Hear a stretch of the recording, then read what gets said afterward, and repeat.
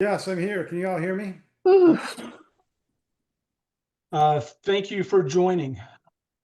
Oh, So, I'm glad to be here. I appreciate all the work you guys do, and I thanks for the invitation. yeah, well, no, let me start by saying, hey, we thank you for the work that you're doing. And obviously, probably not under the easiest circumstances these days, but we are super excited to have somebody with your skills in that role. And for those of you who haven't seen Andrew's Substack from this past week, please go take a look at that. That was a great really kind of pulling together all of the issues around this kind of tragic weather event that we had. So anyway, I've sent Andrew. Pretty much everybody knows your background, probably as well as your family does. So I will, I will not give you a more formal introduction, but I'll just kind of hand it over to you. And appreciate your taking the time to chat with us. Okay, let's see. Can I share my screen? It looks like I can. All right, so I guess I was asked to talk about basically about the weather event, the flooding in the hill country, and why we think it's connected to Texas. And I have a Substack, as was mentioned. And this is actually a post from a while back, from actually almost a year ago, June 17th, 2024. Is climate change making Florida's flooding worse? You know, these things happen every year, and so and every time it's the same. We go through this the same way. And so I wrote a post last year that's completely applicable to this situation. And so I thought I would start out by telling you, why does it rain? So this is something that we teach undergraduates in our introductory climate and weather class about why does it rain. And so you start off with this is an image of a. Can you see my cursor? Yes. So it's an image of a low pressure system. So low pressure system means at the surface, the pressure, the atmospheric pressure, which is the weight of the atmosphere above you, is lower than it is on average, you can think of. Now, because the pressure is lower, air wants to rush in. You know, nature abhors a vacuum, as the saying goes. If you have a low pressure system, the air is going to come in and try to fill that. And as the air rushes in, it can't pile up there. Um, so what happens is you get ascending motion above a low pressure system. So the air has to rise, and it's just what we call. In fact, it's right here. It's basically conservation of mass. Mass has to be conserved. If you have air flowing in, you have to have air rising above it.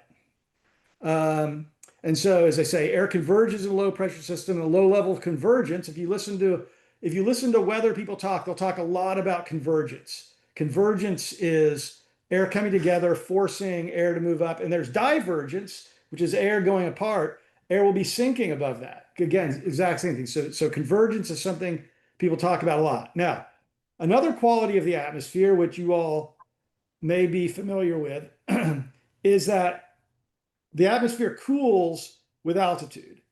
So as you go up in altitude, it gets colder outside. So, you know, if you've ever flown on a jet that has that has one of those information screens that shows the location, it'll often have outside temperature and it'll be like minus 50 degrees. Or if you go hiking, even if it's warm, if you go to Colorado and you go hike a mountain, even if it's warm where you park your car, you still take a jacket because you know by the time you get to the top of the mountain, it's going to be cold. So the air cools as you go up. And what that means is you have this air converging in, and it's got some water vapor in it because all air has water vapor. And then as it rises, it cools. And so I have this helpful thing here. Um, and so it shows that the parcel starts off warm when it's at the surface, and then it starts rising. As it rises, you can see the color starts turning blue.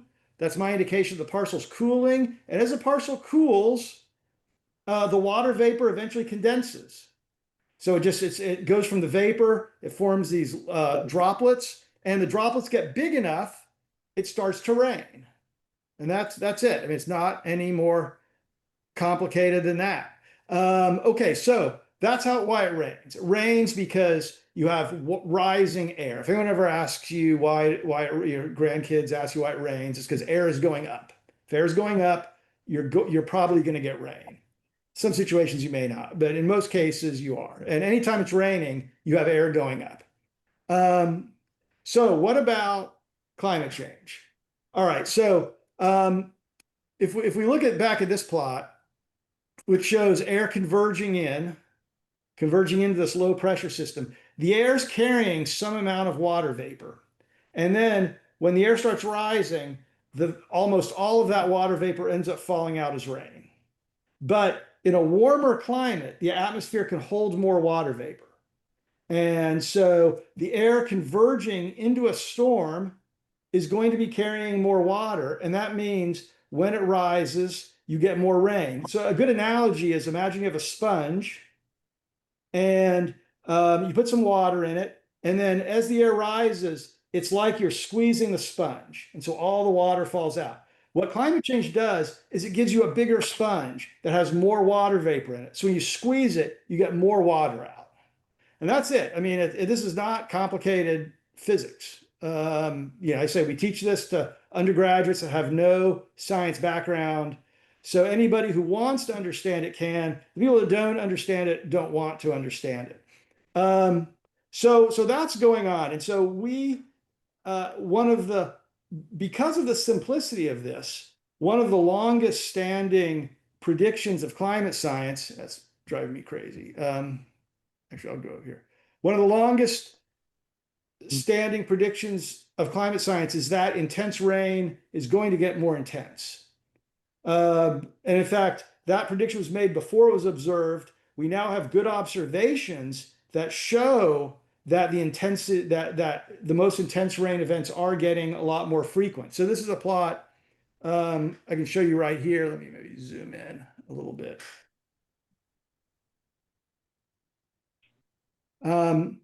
And so this plot shows the frequency of occurrence on the y-axis, and the x-axis is basically it's the percentile rain. You can just think of it as how hard it's raining.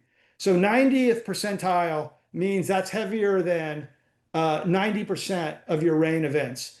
99.9 means that's heavier than 999 of your rain events. So it's 1 out of 1,000. This is 1 out of 10. So it's a nonlinear axis. And this black line is what it was in the middle of the 20th century, 1951 to 1980. And you see here that rain events that are at 99.9th percentile occur at 1.1% of the time. So that's exactly right. So these are going to occur 1/10 of 1% of the time, 1 out of 1,000.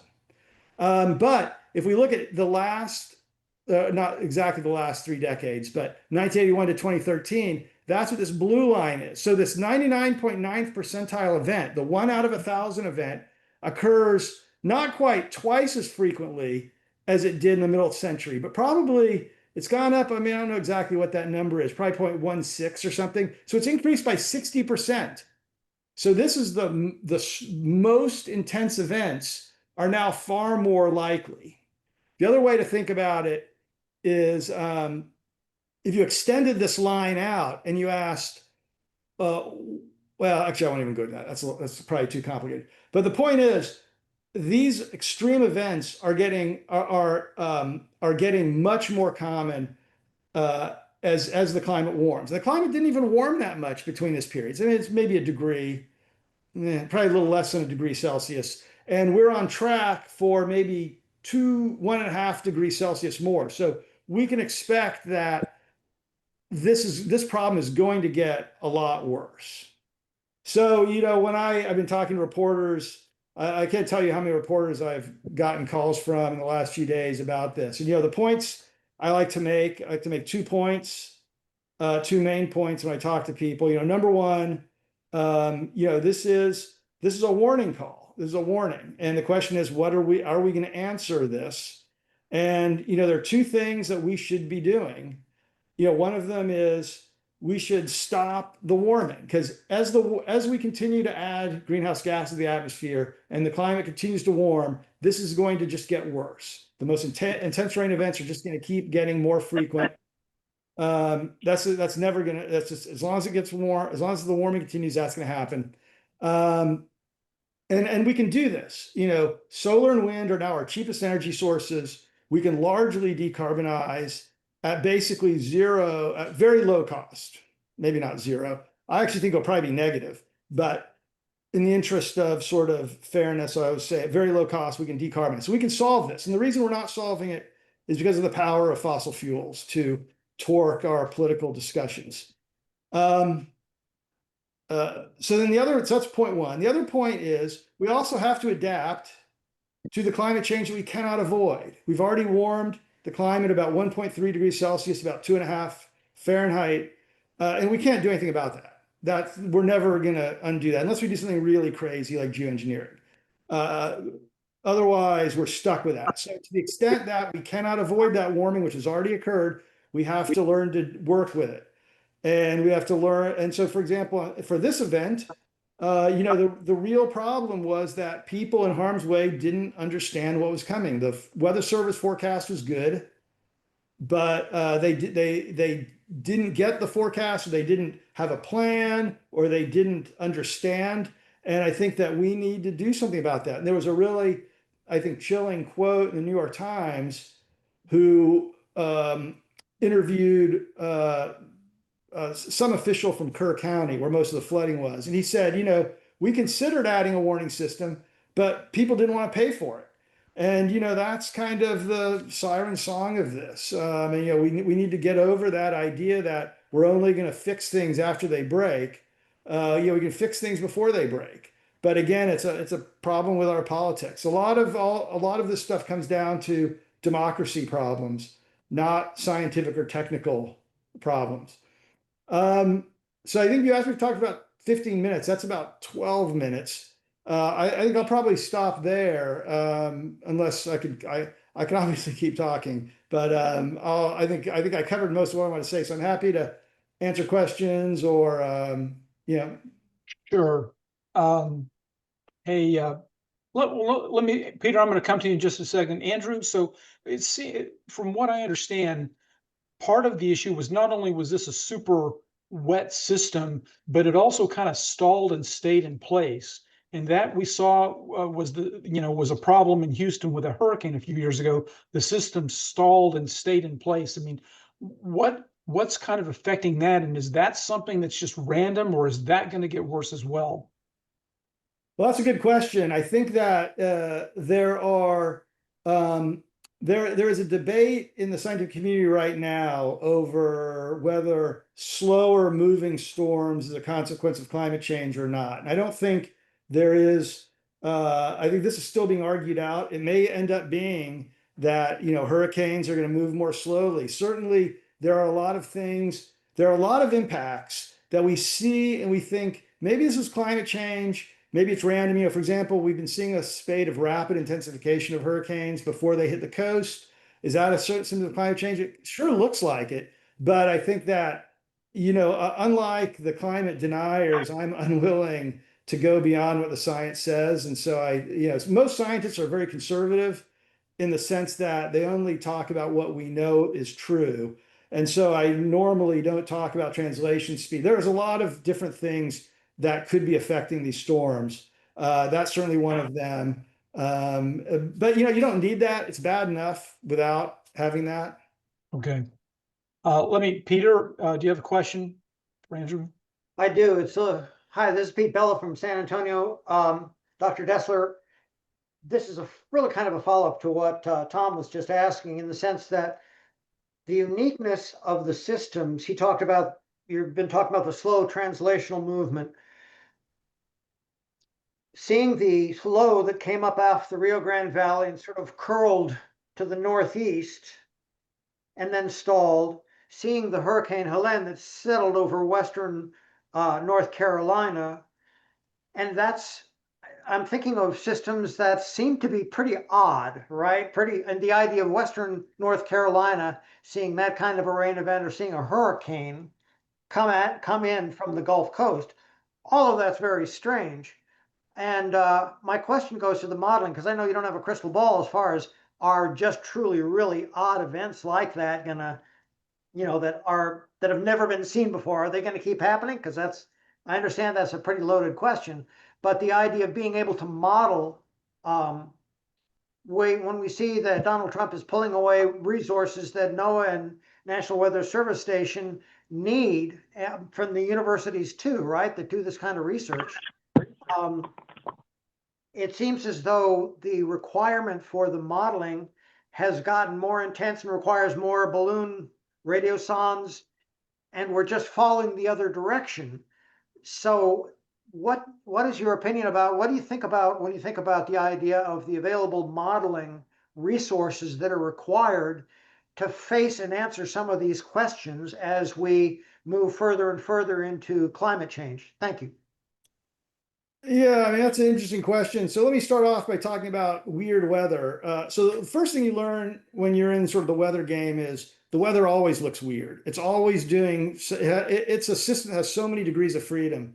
It never, I won't say it never does. It's frequently doing something like, wow, I've never seen it do that before. And usually it does something weird, but there's really no consequence to it. Yeah, it's something odd happens. You think, oh, that's interesting. But what I think is happening that's kind of working to make these weirdnesses seem weirder is that we're crossing thresholds in the social system where before it would do something weird but it wouldn't have any effect. But now when it does something weird, because we've added so much energy to the climate system, that, if you, for example, talking about Helene, if you remember before, probably none of you remember this, but before Helene, you could see this enormous plume of water vapor that was heading up in front of the storm. So the storm actually went through this area of very high water vapor.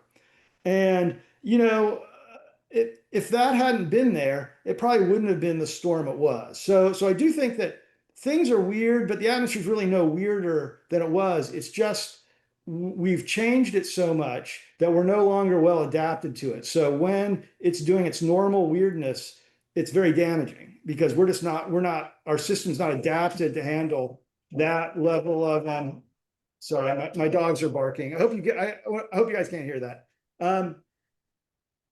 So that's the first thing. So the second question you're asking is about our ability to model the atmosphere. And that is a real legitimate concern that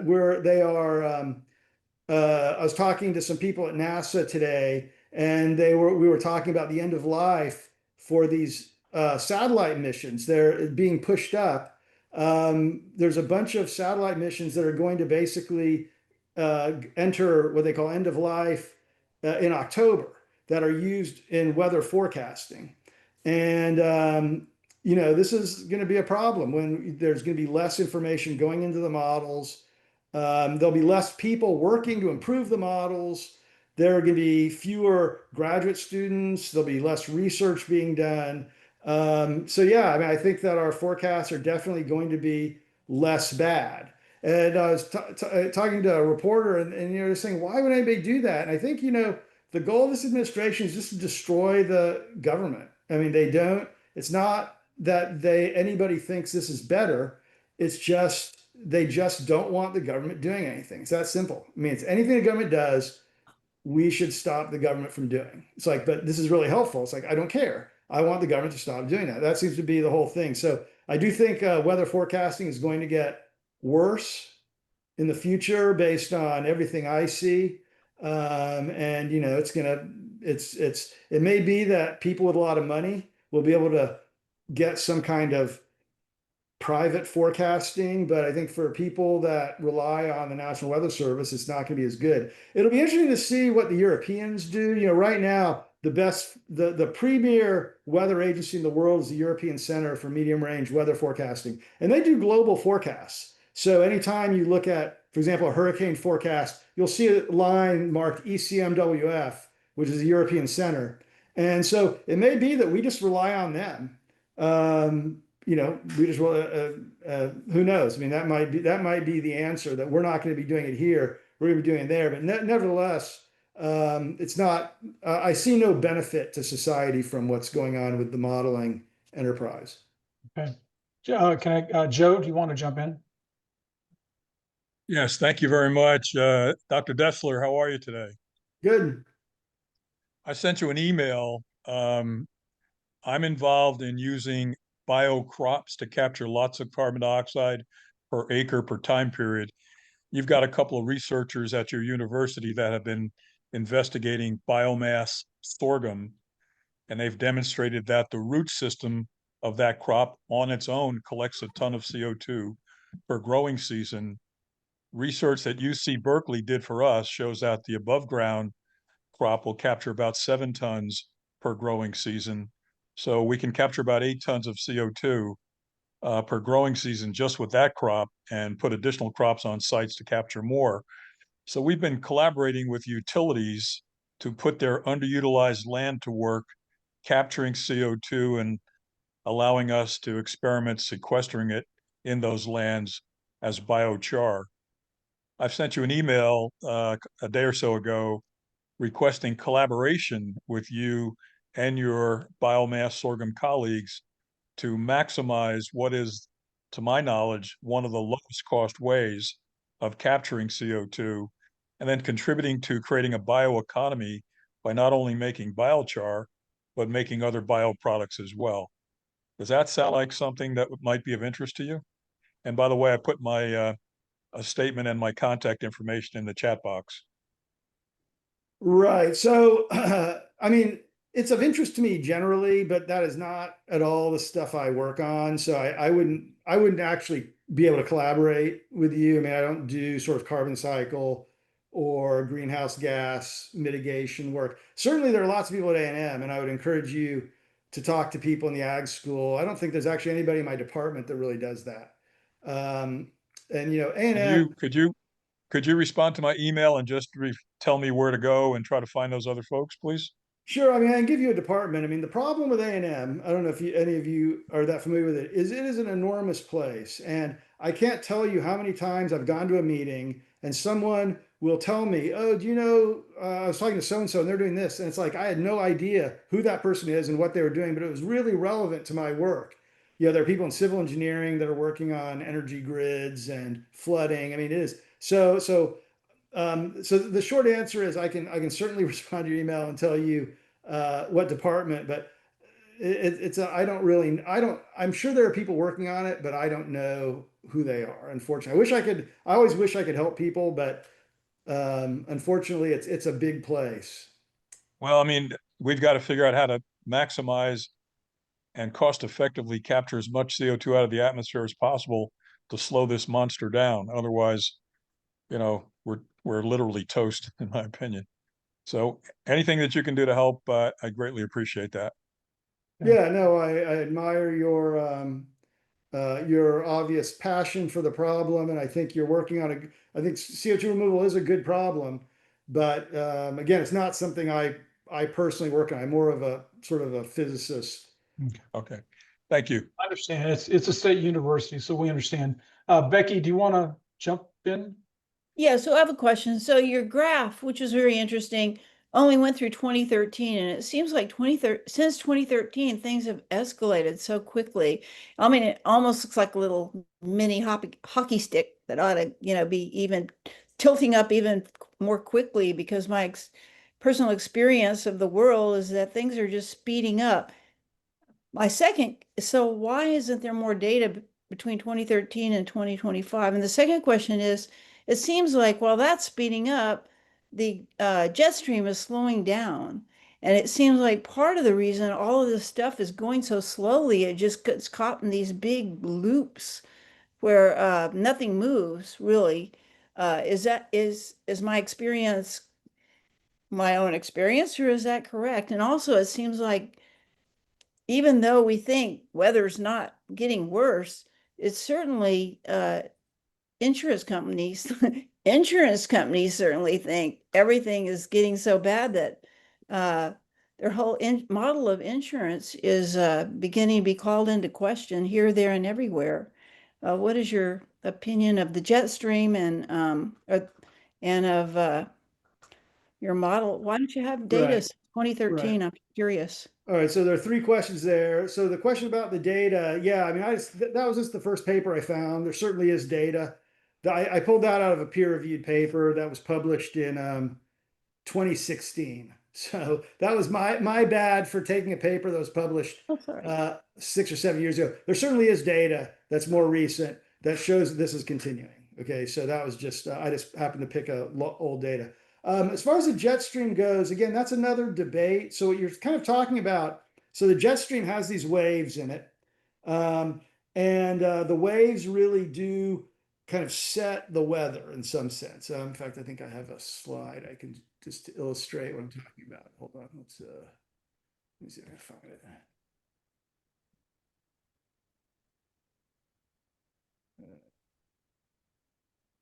Let me share this.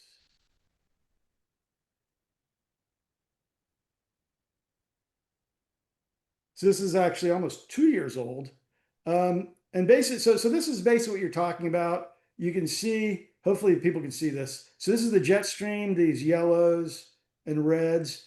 And, if this is a low pressure system here, this is a high pressure system here, there's a low pressure system here. So if you ask, there's a heat wave going on here, it's raining here. If you know what the pressure is, it tells you what the weather is. Low pressure, as I said before, low pressure means it's raining, high pressure means it's hot and sunny. And so the question you asked is, and so generally these waves move. So they move from west to east. So if you want to know what the weather's gonna be like tomorrow, just look to the west, and it's moving. And so the question is it moving more slowly? And certainly these things can stop. So you can get what's called a blocked high. So like this high pressure system, it can just basically sit in place. And that's what happens when you get these really extended heat waves. Like in 2023, I don't know if you guys remember, 2023, incredibly hot summer. There was a high pressure system basically parked down here over Mexico that just sat there. And that was a blocking system. And that can happen. And again, it is something that's going on. There are debates in the literature right now, debates inside the community about whether these blocking events are happening more frequently or not. I don't think there's a consensus about that. So that's so I have to give you sort of a non-answer. We don't really know if climate change is making these worse or making blocks more frequent, which would make heat waves or rain events come. It could be. It could be. And then the last question you asked was about I can't remember the last question. What was the last question? The weather is really getting weirder, right? I mean, it's really getting weirder. We've always had weird weather, but now it's really getting weirder. Well, I mean, weird is a word that I think in the scientific community we tend not to use. I mean, certainly we see the weather changing in the sense that temperatures are getting hotter, extreme temperatures are getting higher, precipitation is getting more extreme, sea levels rising, so we do see these things. But then again, as I said before, the weather's always doing weird things. The difference is because we've changed the climate so much, when the weather does something weird now, it can push us past these thresholds in our social system. Oh, you asked about insurance. That's what it was. Well, just as an indicator of how weird Oh it's yeah, no, I bring that up all the time. That whenever people tell me extreme weather is not getting more severe, I say let's ask somebody who has skin in the game. It's the insurance companies. And there's actually quite a bit of research that's been done recently that shows that if you live in a climate a place that's more susceptible to climate, your insurance rates are going up faster. And there's a lot of evidence for that. Now, as is always the case, there are other factors that are driving that, and that gives climate deniers a lot of latitude to sort of try to cherry pick. Like, well, you say it's climate change, but it's really inflation. Inflation's what's causing, or it's lawsuits, and we need tort reform. But certainly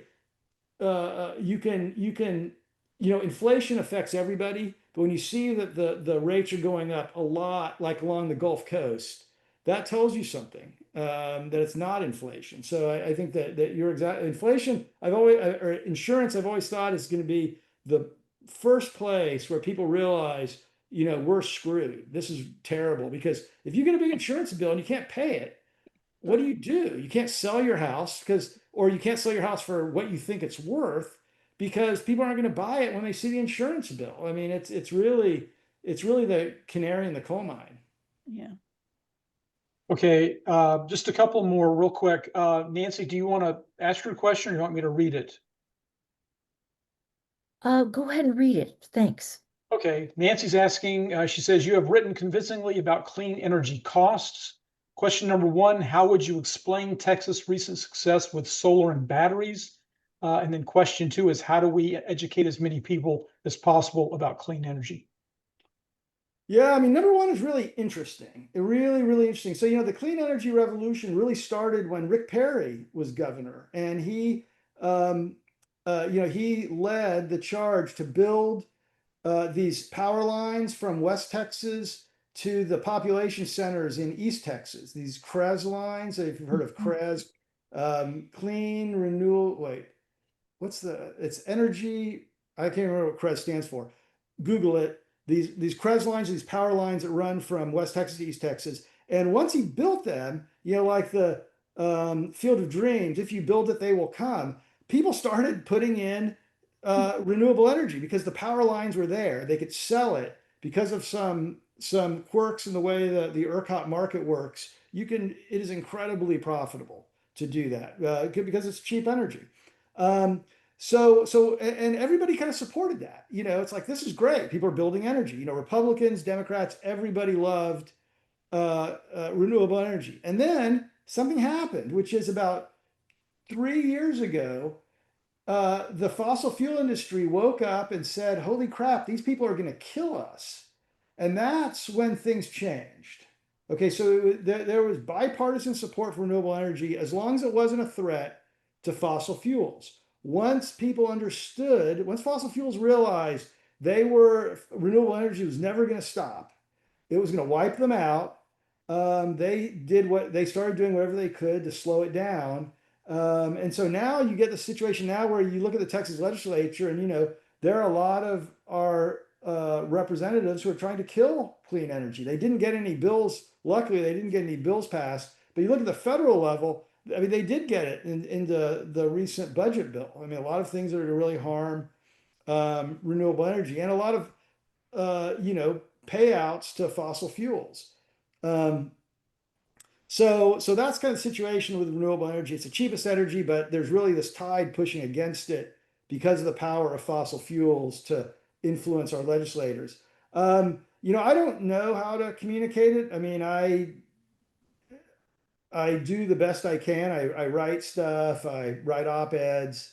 I talk to people.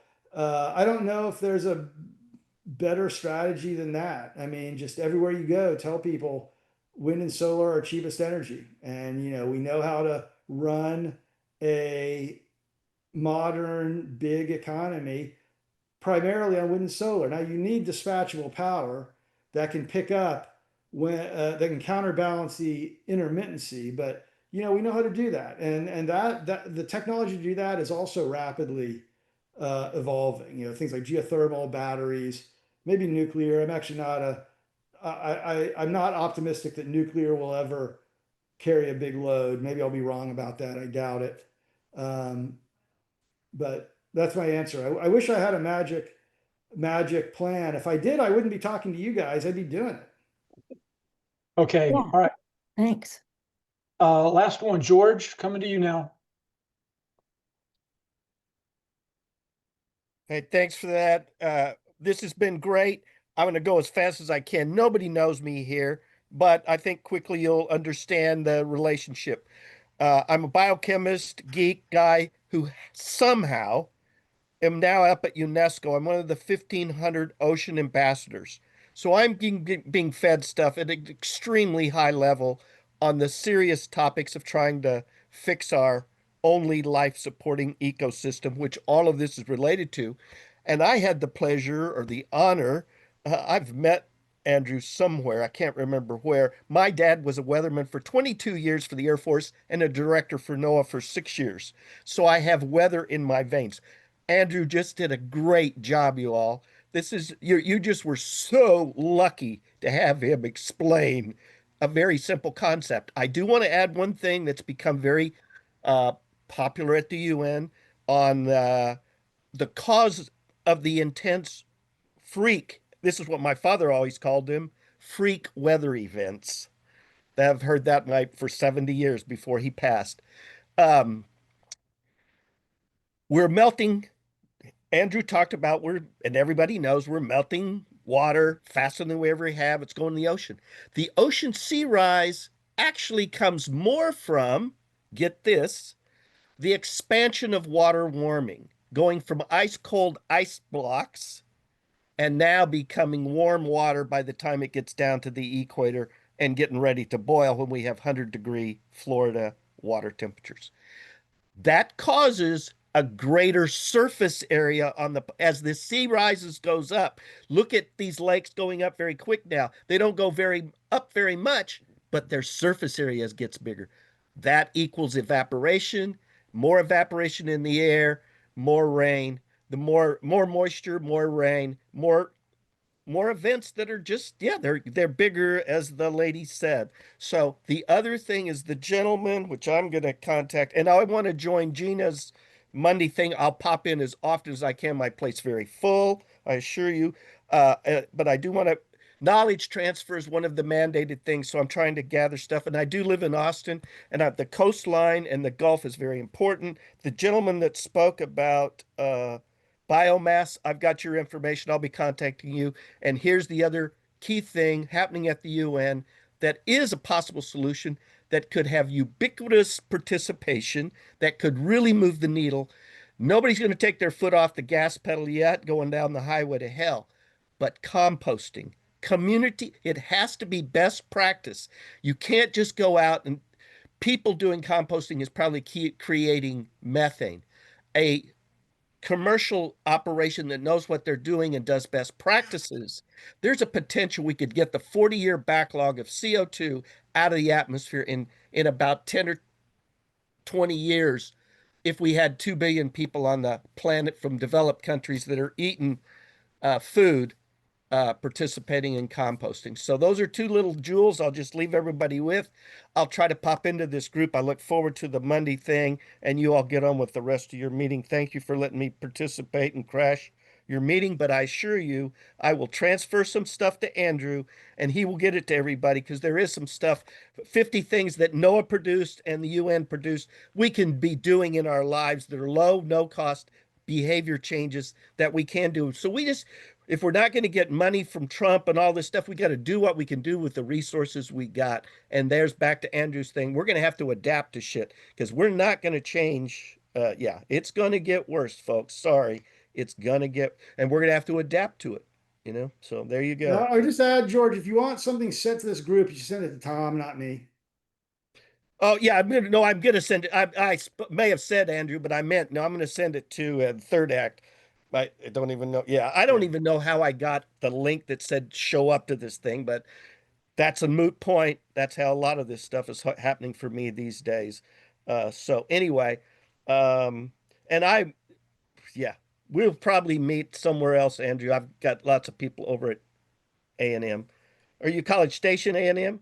Yeah, I'm in College Okay. Station. Yeah, we may have met. I have to Yeah. be honest. I don't No, it remember. doesn't But matter. I meet a lot of people. Me, So. that's my problem too. But the face is familiar and the story. Anyway, let me shut up so it can get All back right.